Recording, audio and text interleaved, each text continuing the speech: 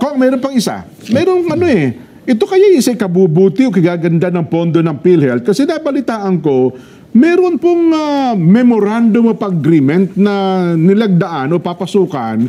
Ito pong Tingog, PhilHealth at saka ang ano bang bangko ito? DBP, Development Bank of the Philippines, Kong. Nabalitaan niyo ba kung ano ang nilalaman nitong memorandum of agreement na ito, Kong? Nabalitaan ko din. Sa mga nababasa ko, parang nagkaroon ng ugnayan yung Development Bank, yung PhilHealth, at saka yung Tingog Party List.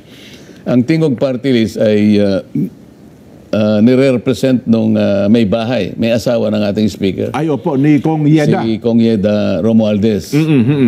Maraming napaangat ang kilay dito sapagkat bakit nga nagkaroon ng ganitong klaseng memorandum of agreement? Para saan ito? Kasi kung ang layo nila ay sinasabi nila rito ay tutulong sila para sa ganon ay maraming maipundar na mga pagamutan sa iba't ibang mga lugar. Opo. Alam mo, bakit PhilHealth? Hindi yun mandato ng PhilHealth eh. Ang may mandato dyan, DOH. Okay. Baka naniwala pa akong DOH ang kausap dito eh. Pwede nga naman. Kasi sa provision ng rural health, ito yung RHUs na sinasabi, rural health units. Mandato ito ng DOH. Kahit kailan hindi naging mandato ng PhilHealth ito. Anong kaugnayan ng PhilHealth doon? Pagkatapos, ang mangyayari raw, yung tutulungan ng Tingog, yung mga LGUs, sa iba't ibang paraan kung paano makaka-access ng pondo. Sa PhilHealth? O hindi, sa DBP? Sa DBP. Sa DBP, opo. Sa PhilHealth, wala eh. Mukhang dapat hindi siya kasali. Okay. Ewan ko, anong pananaw mo, Kuya Benny. Pero, ano ibig sabihin? Magagarantor ang Tingog, halimbawa?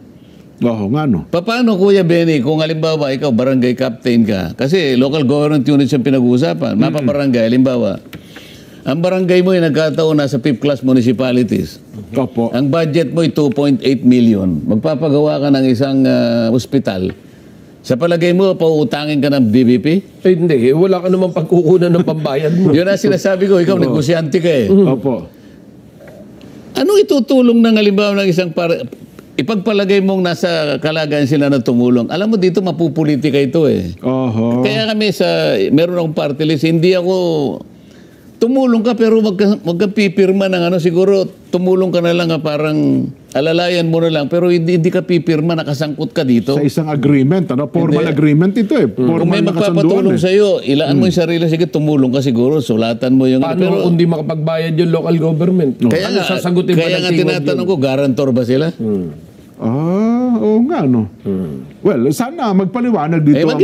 Mapupoliticize ito kasi ang Tingog member siya ng House of Representatives. Ng Kongreso, legislature ito. Ang pinag-uusapan natin ay bahagi ng pagsisilbi sa ating mamamayan sa kanilang kalusugan. Executive Department yun eh. Paano nga halo doon ang isang party list? Kasi dapat huwag kang pumirma. Maaari kang tumulong sa ibang paraan pero huwag kang pipirma sapagkat dito mapoformalize yung pagsasama ng executive sa isang bagay na executive lang. Baka siya ang taga-push ko. Mapupolitika kasi tatargetin mo LGUs. Dahil maaaring makinabang ka sa boto kalaunan. Opo. Para hindi ka mapuna sa ganun, huwag na lang yung ganun, Kuya Benny.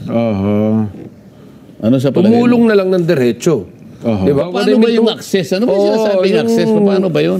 Huwag nang nakalagay yung pangalan nila. Di ba? Kumari, gawa nila ng linya, gawa nila ng bantayan nila, gawa ng batas, na palakasin yung DBP at yung PhilHealth para sa taong bayan. Yun yung pinakamaganda. Kasi yun ang tunay na trabaho ng isang kongresista. Hindi, yung batas. Hindi, baka ang punto kasi kapag inirecommend ng naturang party list, baka priority sa DBP Kong. O kaya naman hindi kaya ganun ang ibig sabihin. Oo nga, dahil ba ikaw asawa ka ng speaker? So, ano ngayon ang criteria? Dapat siguro, nagkaroon ng selection process kung sino yung mas makarapat dapat.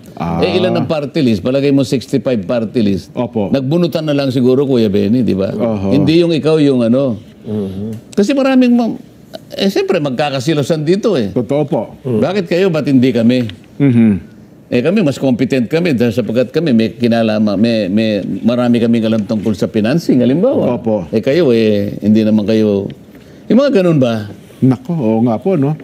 Well, sana magpalabas ng opisyal na pahayag dito ang tingog kung ano itong pinasok nilang kasunduan sa pagitan ng PhilHealth at saka ng DBP. Oo, At kung bakit sila. Oo. Di ba? Ang pangalan maalaga ang,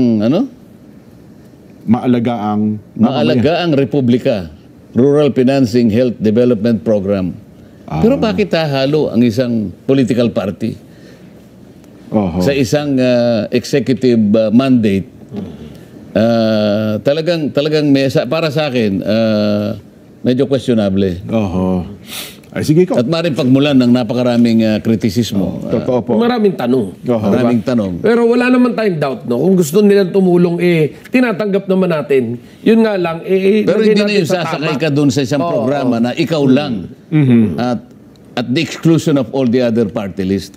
May masasabi sa iyo sapagkat asawa ka ng speaker. Ayun. So parang meron kang, anong tawag doon? Pinakamalakas ka sa lahat ng party May list.